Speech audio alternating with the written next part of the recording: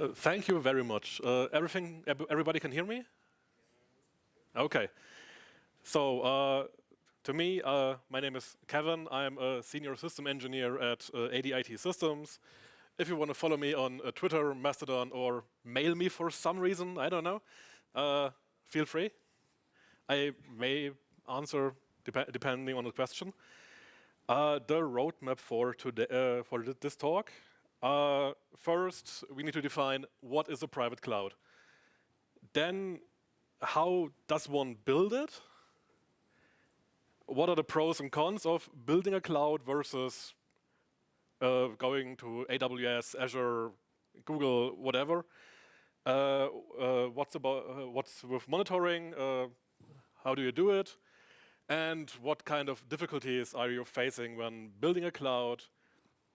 Most of them are strange for most people because they are not intuitive and seem really odd until you understand why they happen. So when anybody here thinks about private cloud, they most likely think about something like Google Cloud, Azure, AWS, but on-premise, right?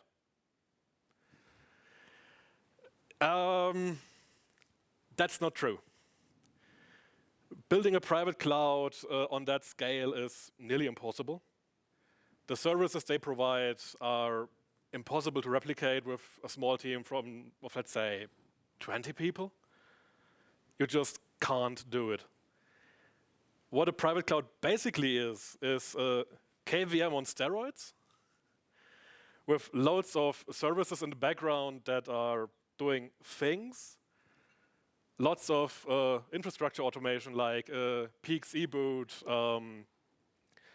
Ansible provisioning, or Puppet, or Salt, or whatever you prefer. And it's kept together by tiers and lots of duct tape. So when we think about building a cloud, we have some commercial options. You can go the VMware route, Nutanix, Red Hat, OpenStack, or OpenShift, Mirantis, Nebula, whatever you prefer when you want to go broke. Those are providers, they are into B2B business. They aim for big companies like Fortune 500. I would guess nobody here works for one of those. And we're talking about clouds that cost around 20, 30K a month or more without a support contract. Keep that in mind. There are some non-commercials. The list is much, much shorter. You have Apache Mesos, which is kind of a pain. And you have the OpenStack Foundation. Both of them are okay. And the problems with OpenStack come later when we go to building a cloud and how we do that. But when we build a cloud, we need to consider a few things in our company. What kind of manpower do we have? How much money do we have?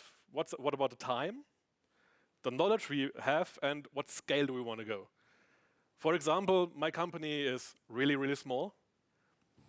We are 7 people.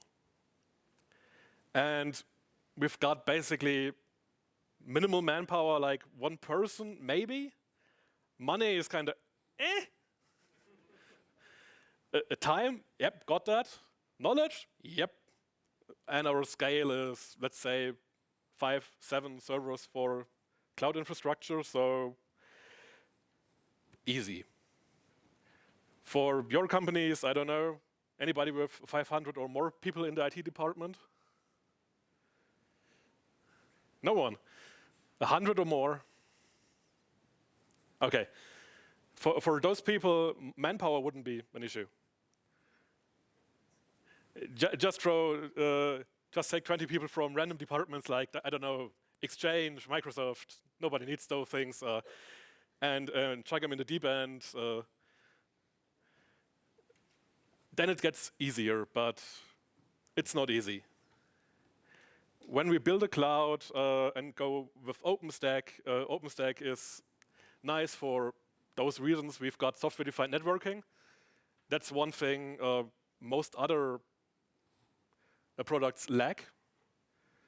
I mean, most people here use VMware, right? You don't count. With VMware, networking can be a pain, depending on how you do it. When I think about classic VMware, it's like, yeah, we define the VLANs on the switch and pass it through to the VMs, and we hope nothing burns. OpenStack is more like, yeah, we have this network device. Let's just run everything in software and hope nothing burns. It's just another abstraction layer, basically. The one nice thing with OpenStack is the scalability. We can basically throw servers and servers on end at it without needing more manpower or more knowledge or more time, because the automation takes care of it. And the documentation is good. Not perfect, but I don't think we get any project with perfect documentation here. And if one needs it, you can always reach out to local companies that support OpenStack, so you're not in a vendor lock-in like with VMware or, let's say, Azure, whatever. When you build a cloud, you need a minimum of 3 nodes. A node is basically one hardware server. We have a control node, a network node, and a compute node. The storage node is special because it can live on one of the others. And we can scale later when necessary, so we can start really, really small. And with small, I mean really like 3, 4 servers and have fun. For our setup, we decided to go with 7 servers. This is a setup. Try to keep some of the things in mind because they will cause trouble later on. We decided to run with 3 high-performance servers with dedicated fiber channel 20 gigabyte cards, dual-socket high-core AMD CPUs, and around 500 gigabytes of RAM per node. So all in all, quite beefy. The I/O servers for Ceph are much, much smaller. Think about 32 cores per CPU, maybe 128 gigabytes of RAM, and the one thing they have NVMe SSDs. So lots and lots of I/O, which also will be a problem. So when we build it, most people know this. 4-node Ceph cluster, easy, use Ceph admin, be happy, or not, in our case. And the 3-node OpenStack cluster, we decided to merge control and network node and have 2 compute nodes. So we've got around 265 CPUs and 1 terabyte of RAM for our setup, as the control node cannot host VMs. And we decided to set it up with Caller Ansible, which is a project of the OpenStack Foundation which mutilates Ansible so that it can set up OpenStack via Docker images. And a single run on this setup takes around 30 to 60 minutes, depending on what you want to do. So it takes lots and lots of time. And to know things about Caller Ansible, it's basically modified. They take the source code from Ansible and do strange things with it. I tried to understand it, I didn't. And they basically feed it a single YAML file with around, I think, 2,000 lines.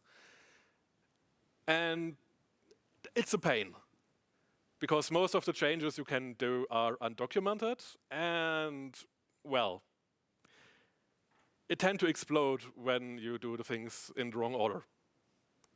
So let's say you define the wrong network interface for reasons because maybe your base OS says, oh yeah, on this device I'm using Eno1, and on the other it's Eno2 for some reason.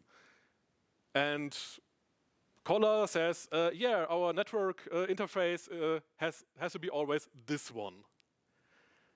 And suddenly you're there scratching your head and, wait, why are my compute nodes not connecting, and where is my network traffic going? Help? And nobody says anything. And most people at this point will ask the question, why? Why does one do this? And the simple answer is, because I can. This is one of the most true answers in the OpenStack community. You don't do it because you like it. You do it because you can. So the pros about OpenStack are we have good documentation. It's highly customizable. For example, we can add a load balancing service, a DNS as a service if we want, but we don't need to. And we have control over everything. Let's say VMware says, you want ESX, great. Now you want Kubernetes integration, you need to have Tanzu if you don't want to have Pain. And we can say, nope, we don't want that. We are happy with bare VMs that run Kubernetes and don't need everything else. And it's also great for learning stuff that's near to hardware, like KVM, Linux storage handling. So basically, how does Linux handle a disk when it's detected? What does it do with the I/O, the schedulers, everything? And the crucial part, networking. Because that's the one thing that's very, very poorly documented in the OpenStack documentation. They just say, yeah, use a flat network, and it works. That's not true. They say that when you run it on your local machine for testing, it does work. But in a multi-node setup, it's not that easy. You need transfer networks for the data, for egress, many things like with Kubernetes, just worse documented. And the cons are the learning curve is very, very steep. And that's the one thing I stumbled over many, many times. Because getting it up and running, a day, two, maybe. Debugging it and finding out how to get it to work like you want it to, we're talking about 2 to 3 months. So learning about KVM, who here has experience with KVM directly, talking to libvirt? No okay. Let's just say storage drivers. The difference between libvirt iSCSI and libvirt bulk. On Ceph volumes over the network, it's a pain. Or another problem, which I will come to later, which had me head scratching for I think two weeks before somebody pointed me in the right direction.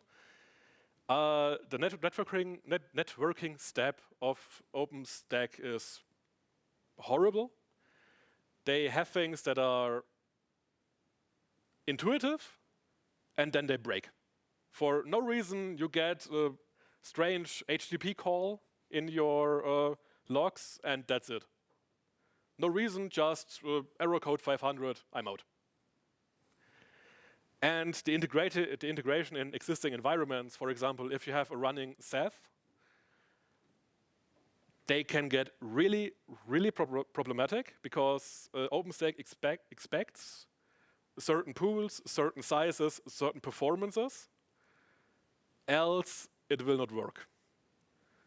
Anybody here running Ceph?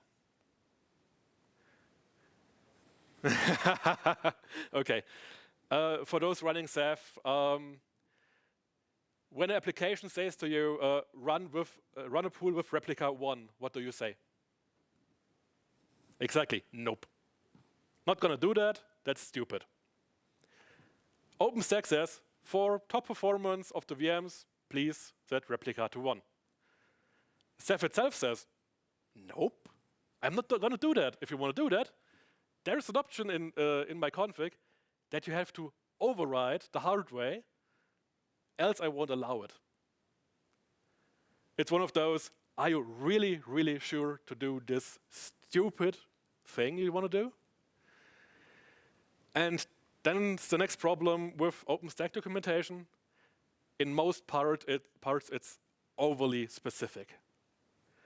For example, running BGP advertisement is like, yeah, we've got this BGP speaker, here's how you're going to do it.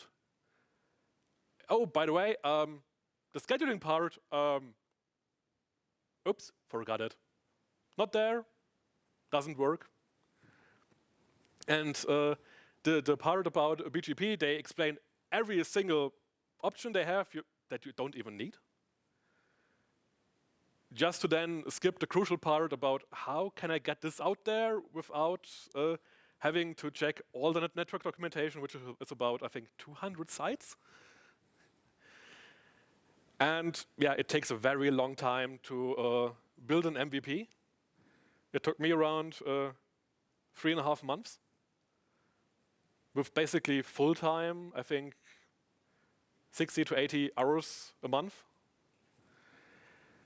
And then there's the monitoring stack we built. We decided to use Prometheus because the exporters are nice and service discovery works. And then we went with Graylog for the simple reason I don't like vanilla Elastic. It's just a preference. I'm more familiar with the pipelining of Graylog. More about that later. But Graylog is the next first big problem. We have many different formats of logging. Keep in mind, most services running in OpenStack are written in Python. And we have on a control node running around 60 to 70 services, everyone with its own log file.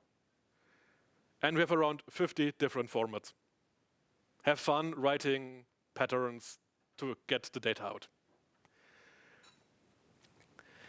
We've got everything from JSON to classic system logging to custom stuff to multi-line logs. I don't know why anybody would do that.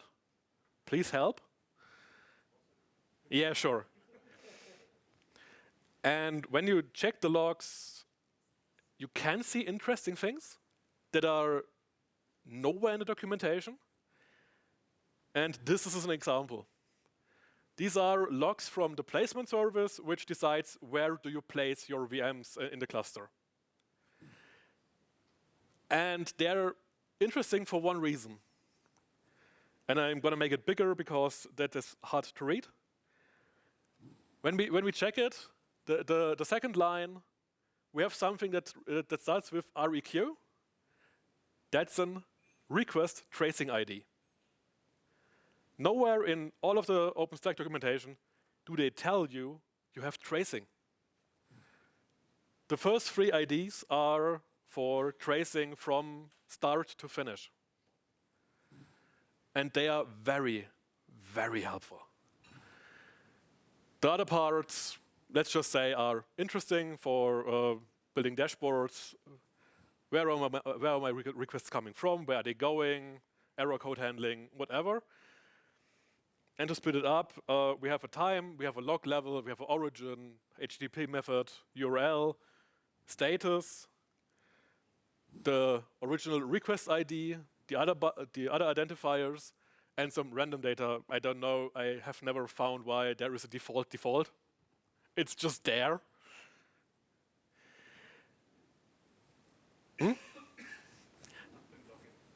No. I have a guess what it is. It's the default location. But it's nowhere documented, so no idea. Huh? I like pain, but no thank you.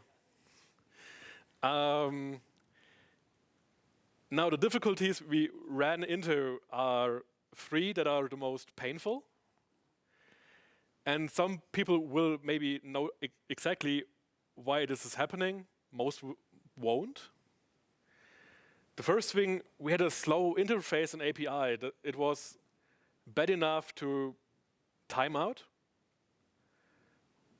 which is rather strange on a local network. We had performance inconsistencies in VMs, and we had really bad I/O on Ceph volumes.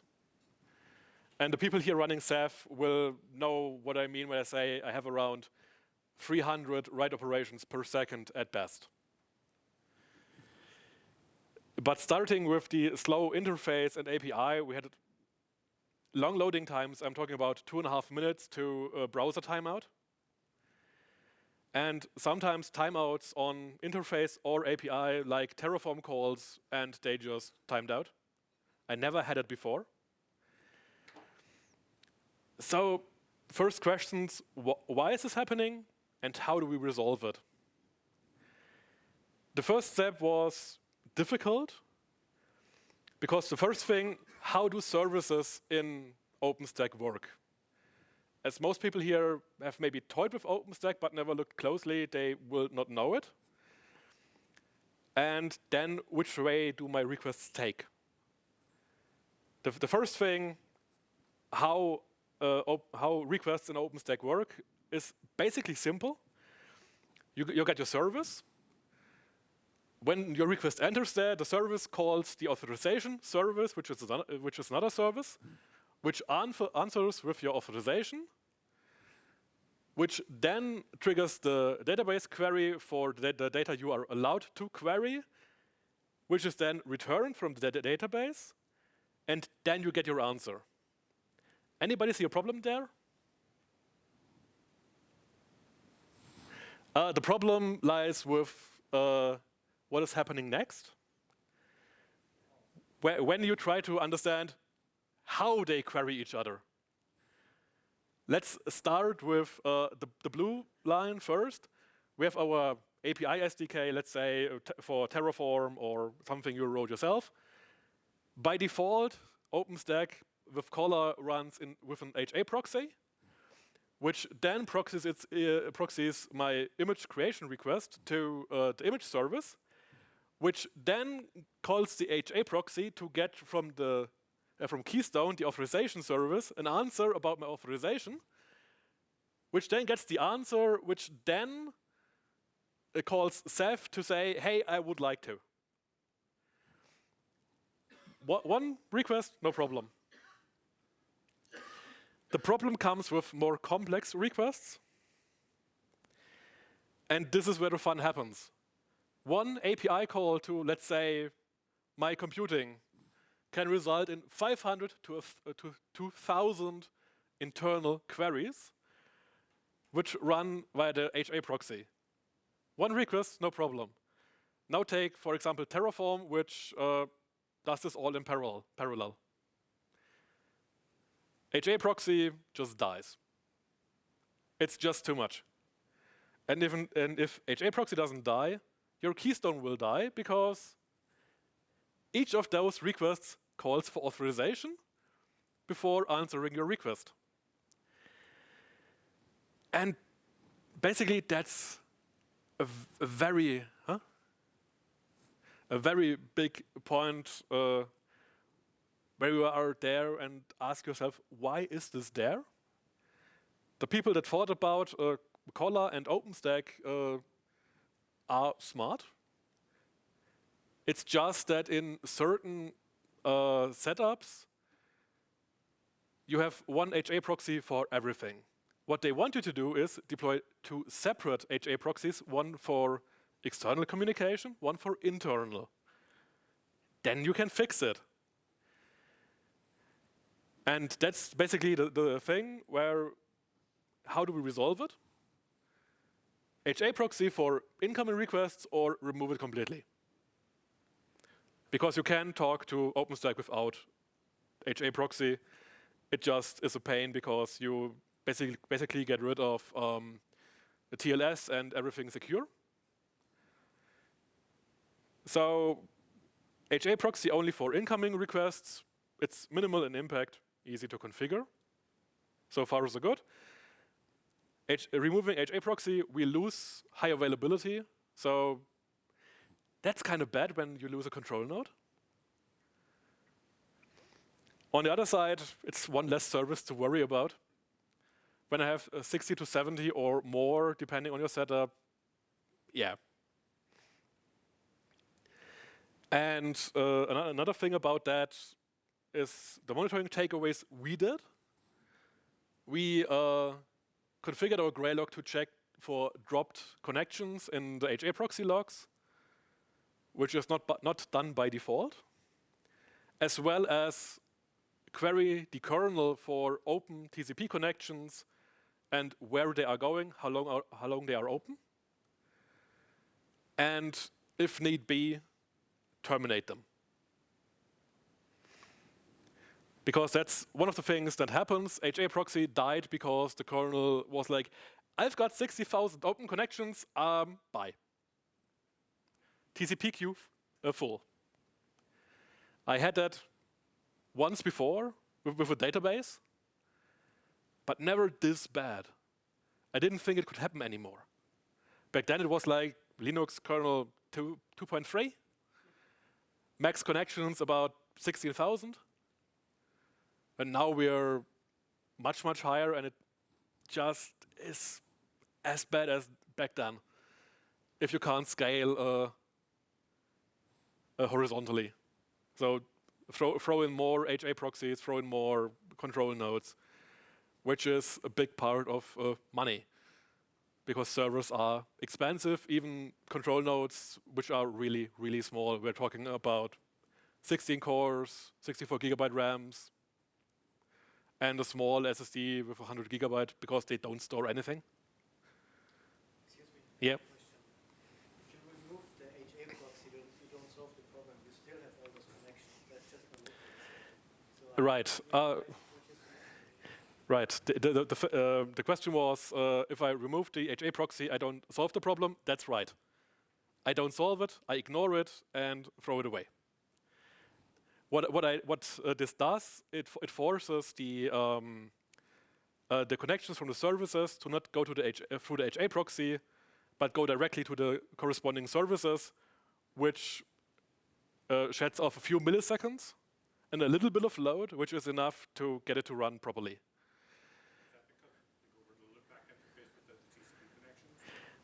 The question was if I go over the loopback device or via TCP. Honestly, I'm not sure how Docker does it in the internal networks. I don't think they go over the loopback device internally. They do some IP tables magic. I never bothered to check because nope, I don't like IP tables. It's bad. But that was just the first problem we had. After that, front-end works, API works. VM spawning, great. Everything nice. We spawned the VMs, and they performed like an old Pentium 4 back in the days. And we weren't entirely sure why, until we checked and saw we had a huge amount of I/O weight and CPU lag, or better said, CPU weight queues. They were huge, like 3,000-4,000 entries and growing. And again, the question was why? Why is it happening? Is it a problem with KVM? Are we having hardware issues? Was it a wrong choice to go with AMD EPICs? Something with the network, maybe? Ceph problems? Actually, we didn't know. We had no clue. I took about 2 weeks. And this thing came back to bite me.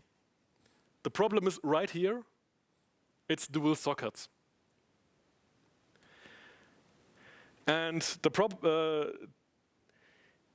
one person got me to to check for that. It was about a week, and Isotop told me one of his legendary old MySQL stories about this random system they had back in the days with 2 sockets and horrible database performance. Some people are, yeah. And yeah, it's something called NUMA swapping. Anybody heard of that? Okay. Next thing I checked, the NUMA nodes on my CPUs. I have dual sockets, so those are my NUMA nodes. Anybody here does not know what NUMA is? Okay, NUMA is basically are the CPU numbers and how they are distributed between cores. So socket 1 or node 0 has 0 to 31 and 64 to 95, one for each core, and the other has the other one. So ideally, a VM would look something like this. I have my cores; they are mapped to the corresponding cores on one CPU socket, and everything is happy. But that's not how KVM works. It's more like something like this. So core 1 and 3 are on CPU 1, the others are on, oh, got an error in there, on CPU 2. Anybody got a feeling why the VMs are slow? The process communication between core 1 and core 2 is Exactly. It's the inter-socket communication which dies. It basically dies. And the fun thing with KVM nowadays is it's not just a core allocation. Everything runs in threads. So this is how it really looks. I've got my RAM on CPU 1, and my core allocation jumps with every single thread execution. So every time my VM does anything, the cores jump between CPU 1, CPU 2, CPU 1, and at some point the bus between the CPUs just crashes and can't keep up. Even by AMD standards, that's a lot. We're talking about, I think, 128 PCI Express lanes that are connecting to both. So, yeah, the KVM processes jump between the cores, and we have increased memory access times because of that. And the more VMs we run on the system, the worse it gets. And the PCI Express access for networking and other things is also very bad. That's one thing I didn't show here, because the PCI Express doesn't necessarily need to be on the same node as my RAM allocation. It can be on the other one. So no matter what I do, it will always be a problem.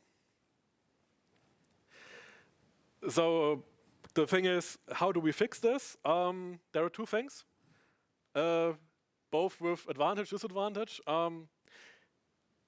I can activate CPU pinning, means I exclusively give cores to VMs, which is very bad. If you want to run many VMs in a pinning setup, we're talking on our servers with 128 cores. Let's say we run every VM with 4 cores. We're at what, 32 VMs, and basically no load because they don't do anything. So we have much less available resources on the nodes, and we need more. We can scale horizontally, no problem. It's just a question of money, and customers don't like to spend money, so yeah. that's not a solution. But there's one thing I also didn't know about, which is hidden in the libvirt documentation. There's something about running NUMA aware. By that I mean KVM or libvirt tries to run VMs exclusively on one single NUMA node. And tries to never swap. It can fail when resources are scarce, but usually it works. And it's okay. It doesn't solve all the problems because PCI Express allocation isn't implemented yet, I don't know. They can still be on the other socket, but I take what I got. Things I did take away from those problems, it's impossible to monitor. You can't check for that. I mean, you can, basically. A friend of mine told me about the Intel Resource Director technology, which is basically tooling in the Linux kernel that's built by Amazon. It's just exclusively for Intel. So no luck with AMD. AMD doesn't have any of that. There are some workarounds with writing your own Python scripts and stuff. No, it just, no. And our last problem we faced after that, we had really bad I/O on Ceph. Then again, we're running Ceph RDB volumes directly into OpenStack. So our OpenStack actually thinks the Ceph is the local storage, which does work unexpectedly easy. But then again, yeah, problems, network again, because everything runs over our 20 gig fiber channel. Not likely. Have a wrong configuration. I mean, Ceph is a beast with configuration options for I think 10 A4 pages. So sure. Or are we running into hardware limits because of some obscure, don't know, memory swapping stuff? But first, these were the symptoms. Anybody running Ceph will most likely agree that those are very bad for Ceph storage that runs purely on NVMe drives. Let's say our slow writes with 300 operations per second, that's about less than 20 times what we would expect. Usually more. And the reads were very strange. They sometimes got up to 20K operations per second. Everything fine, cool. I can live with that. And then they dropped. Just random, nope. Here you have 20 operations, have fun. Important, these operations are measured with 4K sizes. So no big commits like 4 megabytes or something where this would be okay-ish. That's very, very tiny. That's the way the file systems do their commits. And then we got another problem. Our commit times to disk were about 50 milliseconds. That's about 100 times more than an NVMe SSD usually has. Usually they're around 1 to 2, 0.1 to 0.2 microseconds. So even less than 100 times. And then we searched because we didn't find anything. We were like, wait, that can't be true. We had to do something wrong. So we did every optimization in the Ceph handbook, everything Ceph experts told us we could try. It stabilized. the reads were about, I think, 10 to 15K, still not consistent, but writes were still very bad, about 400-500 operations. Then we estimated what could be,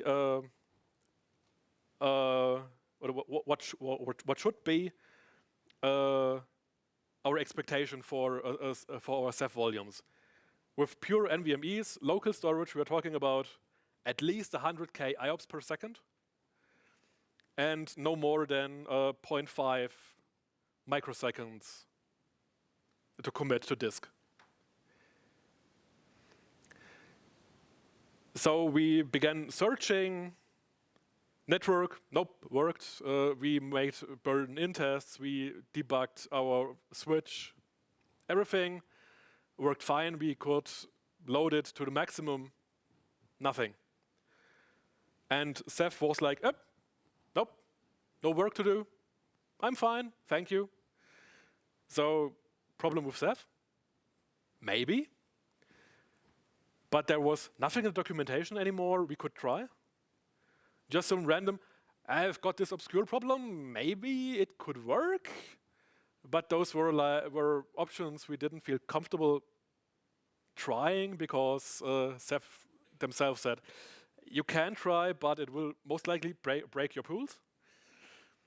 So no more recommendations. And we were like, okay, do we accept it as fate? And just try to work around. And then I got this random link to the Ceph mailing list from 2016. And somebody described the exact same problem, just with then hard drives. And a random developer said, yeah, please don't size OSDs bigger than 1 terabyte, because the performance will drop significantly. An OSD is basically the block device Ceph uses to store its data. So with that in mind, okay. We reconfigured our Ceph cluster with the new OSD sizes, which was a pain because Ceph admin has insane defaults at that point, I have to say. Because Ceph admin says, oh, 1 physical drive, 1 OSD. And end of story, you can't do anything. You have to write YAML files which have to be applied to Ceph admin to change this behavior, which is very poorly documented. But then again, we did it. Our OSD count did go up from 20 to 60. And we enabled core awareness for the OSD, so every OSD runs on its own dedicated CPU core. So each SSD were like 3 OSDs now. And yeah, we had some success, I would say. I/O performance up there. We got our commit times to about 0.04 microseconds, which is near to NVMe performance as you would expect it. And we got consistent 50K ops per second. So, okay, could be worse, could be better. I mean, the operations are nowhere near the 100K we would expect from NVMEs. Then again, Ceph eats those for replication and for database handling and other things. So, okay, I can live with that. And our takeaways from that certain thing were, there's a libvirt exporter for Prometheus. Use it. It actually shows you the operations per second, when they happen, how they happen. It looks something like this. Here, the middle right is the interesting one with the block read-write requests. This is from a VM that's barely used. but it shows you how it's fluctuating, where it's capping, when it's going down. So it makes it easier to correlate with Ceph internal data, which we also have in Prometheus.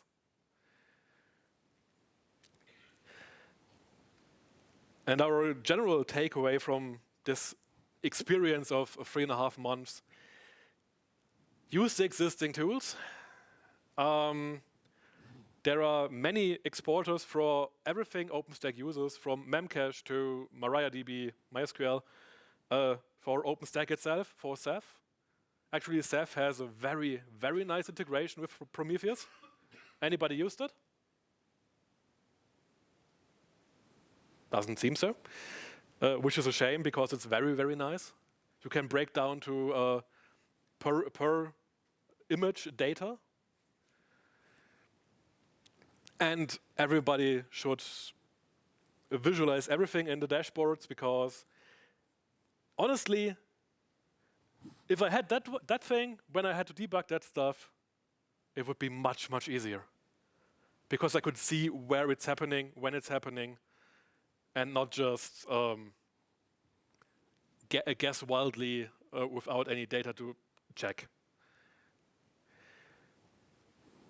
Since then, we implemented Prometheus for all services in OpenStack, and all servers, so node exporter, everything else we can think of, even the new sysctl exporter. That's a nice one. We have Grafana dashboards for everything, and that's one thing for those who always think, I've got the metrics. Please use them. They're not just there to collect dust in some storage, they're there to be used, especially when you run OpenStack. Because at some point, you will run into such problems, and the metrics will say, yep, look, please look there. And we also build custom alert rules for aggregations. We build based on our experiences, because, for example, we alert when Ceph drops random from 20K requests to 200 out of the blue, because that shouldn't happen.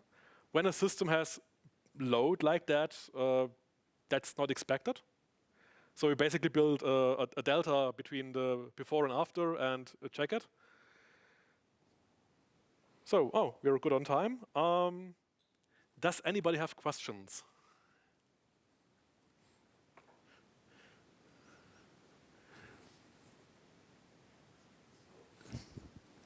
So thank you, Kevin. Questions in the round?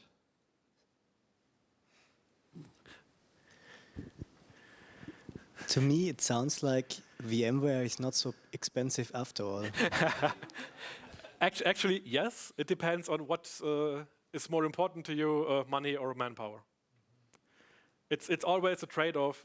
Something like OpenStack is very expensive in manpower at setup, but once it runs, you don't need to think about it. It's not like, VMware update from, I don't know, 5.5 to 6. Oops, everything breaks. For OpenStack, it's more like, update. Yes, please build a new cluster, migrate, have fun, nice. And how many hardware servers are you using? We are currently running 2 compute nodes, 1 control node. We are getting a new control node soon. And then we have 3 compute nodes with each 500 gigabytes of RAM and 128 cores, which should be more than enough to replace our legacy systems.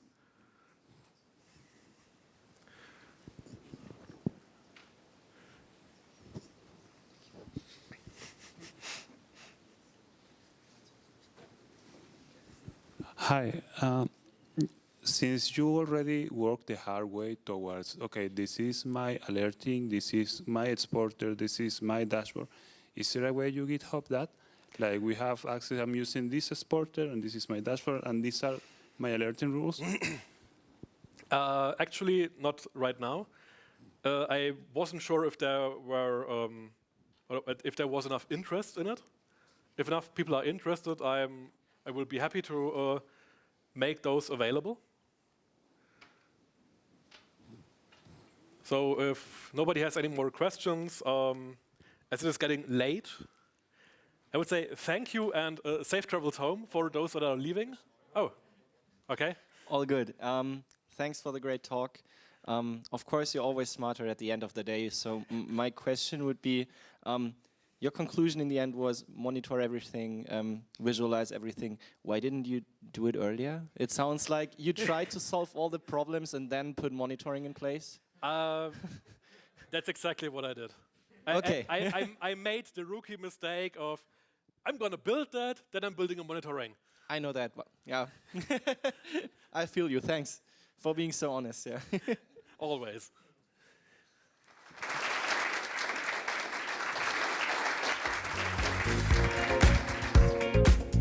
Yourself, don't forget funky. Yourself, don't